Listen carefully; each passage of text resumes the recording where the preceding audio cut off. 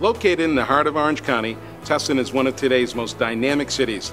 Today marks the 18th year our city has presented a State of the City address, and we reflect back on where we are today and how Tustin continues to move forward. I believe that the first step in moving forward is knowing where you've been. In the late 1800s, Columbus Tustin, a Northern California carriage maker and forward thinker, purchased 1,300 acres of land for $1.50 an acre in an attempt to create Tustin City. But because of the slow sale of home sites, he ended up giving free lots to anyone that would build a home. 145 years later, we would like to think that Columbus Tustin would be proud of how far his city of trees has come. 11.4 square miles, home to almost 76,000 people, and named one of Forbes' 25 towns to live well in America. We Tustinites are collectively moving forward to continue to make Tustin the place where many families and businesses choose to call home.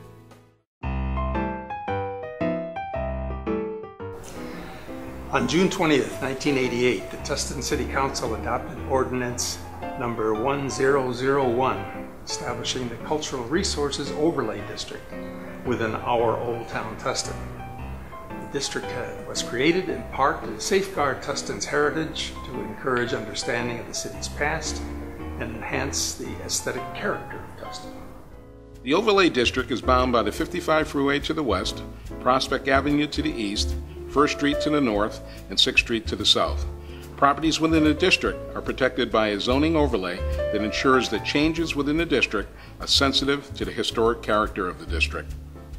Since the establishment of the district, the city has taken several steps to support historic preservation, including the documentation of historic resources in 1990 and 2002, designation by the State Office of Historic Preservation as a certified local government, the creation of a Cultural Resources Advisory Committee, and the implementation of the Mills Act program, the Residential Design Guidelines, the Tustin Historic Register Plaque Program, and the Old Town Commendation Program.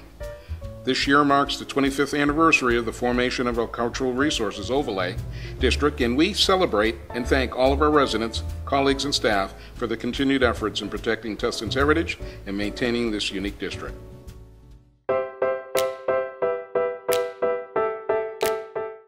Businesses choose to locate to Tustin because of its central location and easy access to transportation. The city is proud of its reputation for sound fiscal management and progressive business-friendly atmosphere, including having one of the lowest business license fees in the county. The City of Tustin will continue to make decisions that benefit our businesses in Tustin. Fourth quarter sales tax reporting for 2012 revealed a solid quarter for new car sales. Recent renovations at the Tustin Auto Center should help boost our sales for all of our great dealerships. Tustin Toyota acquired the former Joe's Garage building and underwent renovations, including the addition of a raised jewel box which can be seen from the I-5 freeway. Tustin Toyota is now the first LEED certified auto dealership in Orange County. Tustin Hyundai also expanded their location by acquiring the former Tustin Chevrolet dealership location, fully completed their tenant improvements, and is now open for business. With delicious ice cream everywhere, Archie's Ice Cream Store is a sight to behold. You have to come in and see all the cool signed rock and roll memorabilia, photos, and pictures to believe it. My family loves it. Archie's is proud to support the community of Tustin through fundraising opportunities exclusively held for our Tustin schools and students. One of the things that is unique about Archie's is their ice cream trucks. They have 4 different trucks to rent, including Club Truck, Melting Truck, Racing Truck, and Comic Truck. One is sure to fit your personality. A new Bonefish Grill restaurant is currently under construction at the former Black Angus site in the Tustin Marketplace. As you can see, I love to do a little fishing now and again. I'm really excited for Bonefish Grill to open soon. With locations throughout the southeast and northeast coast, Bonefish has been named top overall restaurant, best seafood, top service, top healthy options by Zagat. They are very excited to open their door to California here in Tustin and to work with our community. By the time you are watching this at the State of the City, School of Rock will be open for business and serving the community. For more than a decade, School of Rock has been inspiring kids to rock on stage and in life. Founded as a single school in Philadelphia, Pennsylvania in 1998, School of Rock has become a growing international franchise, operating 69 schools in the U.S. and Mexico. Now, let's rock!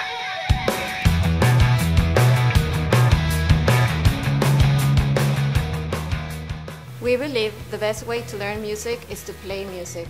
We take students from the lesson room to the stage, developing both their confidence and music skills with programs designed for all skill levels.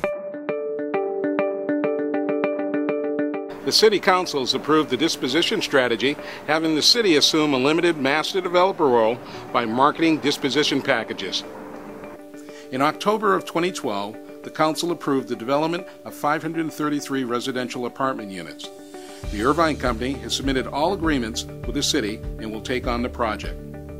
The new 20-acre development will be located next to all the great restaurants and shopping at the district and will bring an upscale urban environment to the legacy. Construction will begin this month with doors opening in January 2015.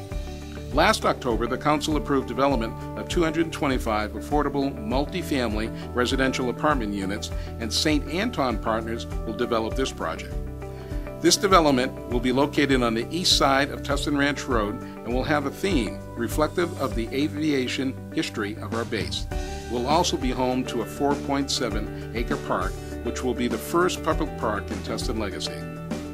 Last month, the city approved an agreement with the South Orange County Community College District. This agreement conveys 68 acres to the district and paves the way for a new state-of-the-art campus. Advanced Technology Education Park, also known as ATEP. ATEP is dedicated to curriculum in the latest technology. This collaboration between the city and the college district will optimize development in a public educational district in the legacy. Tustin is in great need of hotel space. In 2010, the city entered into negotiations with R.D. Olson on a freeway-adjacent parcel for development of 2 Marriott hotels, Fairfield Inn and Suites and a Resident Inn by Marriott. The Fairfield Inn and Suites is a hotel intended for the business and family traveler, more of a short-term stay. We have 145 rooms, 2,000 square feet of meeting space, great for small conferences.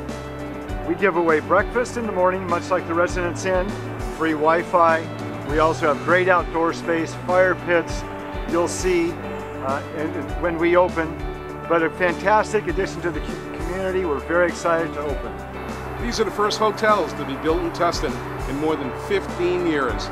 We've come a long way since the groundbreaking last August. These beautiful hotels will be completed in just a few short months. We are absolutely thrilled to be opening these hotels here in Tustin. In addition to the hotels, conveniently located will be a drive-through Starbucks, as well as a FedEx Kinko's, other restaurant and retail space. So please, come visit us online at Marriott.com, and we look forward to seeing you soon. The City of Tustin Parks and Recreations Department identified the need to renovate the Tustin Sports Park Baseball Diamond No. 2 to improve the playing conditions for local youth baseball players. The Tustin Sports Park Baseball Diamond No. 2 serves local youth baseball programs comprised primarily of players 13 years and older. Since this ball diamond is the only park facility capable of hosting players of this age group, it is impacted by high use on a year-round basis and was deemed a priority to renovate. Improvements to the baseball diamond include infield and pitching mound upgrades, perimeter turf and irrigation enhancements, new shaded dugout structures featuring player and coach conveniences, and backstop and fencing refinements. Improvements to the facility cost $212,000. The Ball Diamond's grand opening ceremony was on the beautiful morning of February 23rd, included a 3-inning exhibition game by the Tustin East and Little League Junior Division teams, where I had the privilege to throw out a ceremonial first pitch.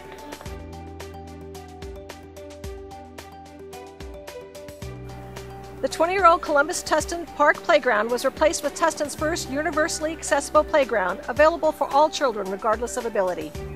The new equipment is themed as a seagoing vessel to spark children's imagination and creativity. The playground features wide ramps for improved accessibility, a tactile playboard, a swing, slides, and climbing structure, along with other elements and a lot of play value for the children. During the project, the Tustin Parks Recreation Department consulted with Blind Children's Learning Center, located just off of Newport, to ensure the design would meet the needs of a wide spectrum of children with limited abilities. An old dilapidated handball court at Frontier Park was transformed into a dynamic outdoor gym to encourage park patrons to exercise their way to a healthier lifestyle.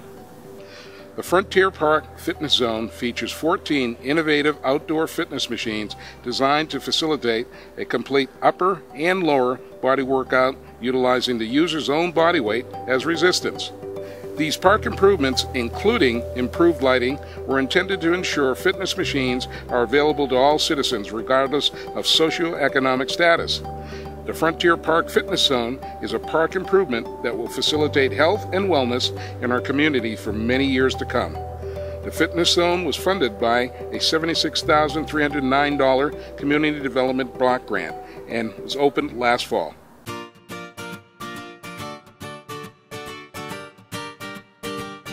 The City of Tustin Parks and Recreation Department, the Art Wall Ad Hoc Committee, the Tustin Area Council for Fine Arts, and the Tustin Community Foundation collaborated to complete the Citrus Ranch Park Art Wall located at the vehicular and pedestrian entry of the park. The aforementioned organizations raised $7,500 to complete the project from local service clubs, businesses, and individuals.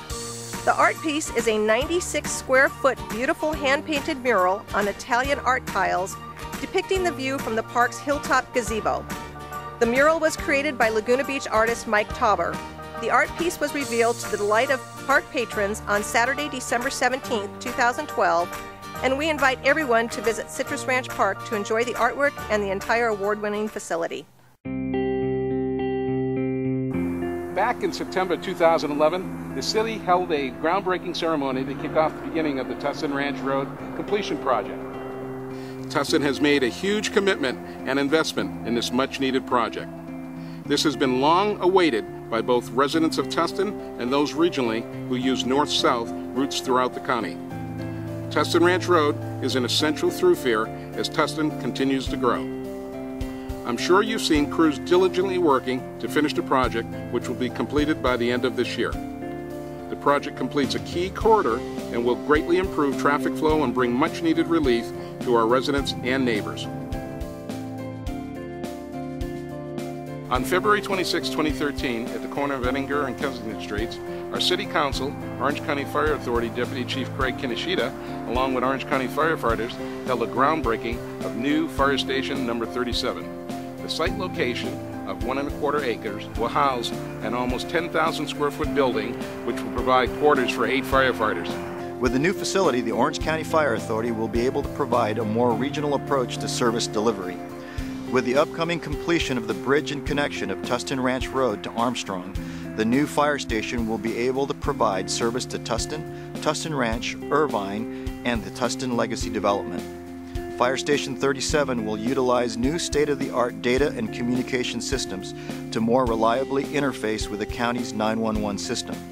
The building will be constructed under new 2010 Cal Green Building Code, will be LEED certified, and is expected to use 30 to 50% less energy and water. The project is expected to be completed by spring 2014. Tustin Police Department has continued to make Tustin one of the safest and most sought-after hometowns in Orange County. Through the recession, the release of prisoners from the state system, and staffing level changes, Tustin PD remains committed to keeping the crime rate down by best practices, technology, and community policing. Although Part 1 crimes have slightly risen, there have been more arrests made this past year than in any 5 years prior. In response to a rash of commercial burglaries in the industrial area of the city, Tustin Police Department detectives formulated a surveillance operation over a holiday weekend, which was based upon the suspect's previous activity. The operation, which took place, was a success. 6 suspects were caught burglarizing a business, and over $200,000 in stolen property was recovered. The crew of suspects were part of a large ring of South American criminals based out of Los Angeles. I'm sure we all remember that cold Tuesday morning in February. At approximately 5:06 a.m. on February 19, 2013, Tustin Police Department received calls of shots fired in the area of Red Hill and the I-5 freeway. Upon arrival, Tustin police officers located one shooting victim. After the shooting, the suspect carjacked the vehicle and fled before police arrived. While police were investigating the scene, the suspect drove to the area of the I-5 and 55 freeways, exited the stolen car, and began firing rounds from his shotgun at passing vehicles. Several vehicles were hit, and a subject in one of the vehicles was shot in the face. The victim suffered non-life-threatening injuries and was treated at the hospital. The suspect re-entered his vehicle and drove to the area of McFadden and Village Way in Santa Ana, where he shot and killed an innocent motorist. The suspect stole the victim's car and fled the scene. He drove to the area of Del Amo and Eniger, where he shot two more innocent motorists. One of the subjects died from his injuries at the scene, and the other received non-life-threatening injuries. The suspect took one of the victim's vehicles and fled onto the freeway. Witnesses followed him on the 55 freeway. As units were responding, the suspect exited Catella and turned eastbound. CHP arrived and attempted to do a high-risk car stop on the suspect. The suspect pulled over, exited the stolen vehicle, and immediately shot himself in the head with a shotgun. He was pronounced dead at the scene. Calls about missing and sexually exploited children can have a devastatingly significant impact on a victim's family, the community, and our call center. This is why every 911 call involving a missing or sexually exploited child must be responded to according to best practices. Complying with the requirements of this program shows a call center has incorporated best practices in its policies and training and made a commitment to follow these best practices. At the end of April, the Tustin Police Department was awarded the National Center for Missing and Exploited Children 911 Call Center Partner Program Award for proving a commitment to protecting children by successfully completing all of the necessary requirements to become a call center partner. Tustin Police Department's 911 Call Center is the first and only call center in California to receive this prestigious award from the National Center for Missing and Exploited Children. Congratulations and thanks to Chief Jordan and all of the men and women who protect and serve the citizens of Tustin. Tustin, in partnership with the Orange County Transportation Authority, has allocated over $30 million for improvement projects and services for Tustinites. As part of this funding, some of the local street projects you may have seen completed are the Tustin Ranch Road Extension, the NLA Center Drive Vanderburg Lane intersection enhancement, or the Warner Avenue Street Improvement, Red Hill to Tustin Ranch Road. If you've done some bicycling or walking in Tustin lately, you may have enjoyed one or more of our newly completed bicycle, pedestrian, and environmental projects, such as our Newport Avenue bicycle trail reconstruction. If not, I'm sure you all have taken a trip out with a family to photograph Peters Canyon Channel Water Capture and Reuse Project. Let's go over some of the regional Tustin improvements that we know everyone is talking about, like, for example, the M2 Freeway Improvement Program, the Senior and Disabled Fare Stabilization, the Freeway Service Patrol, the Bike Trail Gap Closures, the Metrolink Service Expansion, and the Senior Non-Emergency Medical Transportation Funding. These funds, along with other state and federal grants provided by OCTA, are helping the City of Tustin to improve transportation, reduce congestion, and create innovative solutions. In 2004, Rawlings Reservoir was taken out of service due to roof failure, increased state seismic standards, and new security requirements. The replacement project involved demolishing the 37-year-old 4 million gallon reservoir and replacing it with two cylindrical 3 million gallon reservoirs on the same site. This project is a key component of Tustin's long-term storage enhancement. The new reservoir will provide improved emergency and operational water storage, as well as ensure water availability for fire protection in surrounding areas. Phase 1 demolition of the existing reservoir was completed in September 2011. Phase 2 of construction started in mid-April 2012 and is on schedule to be completed by October 2013. When I became mayor of this great city, one of my specific goals was to enhance partnerships with the various other public organizations we deal with. One in particular was the Tustin Unified School District. I would like to acknowledge some of the progress we've made to move in that positive direction. First and foremost was to resolve the long-standing lawsuit between the school district and the city. By resolving this issue, we have financially saved the citizens of our community by not continuing to spend on attorneys. Once the lawsuit was put to rest, I took the opportunity to extend my hand to the school district and suggest meetings with myself, Mayor Pro Tem Chuck Puckett, and the school board president and vice president to discuss mutual interests. I've also created a Student Government Day aimed at engaging and showing our local high school students what goes on in local government here in Tustin. My fellow council members and I have recently participated in Principal for a Day to better understand the workings of the schools and the positive impact they have on our community. Tustin Unified School District enjoys a positive working relationship with the city. We appreciate the city's participation in recent activity center ribbon cuttings at UT, Columbus Tustin, and Curry Middle Schools. And the city held a pep rally for the Tustin-Tiller Boys Basketball CIF Championship team. We hope to continue to work with the Tustin Unified School District Board, Superintendent, and staff to ensure that adequate schools get developed in Tustin legacy that we promise to our citizens, including the opening of the Heritage School.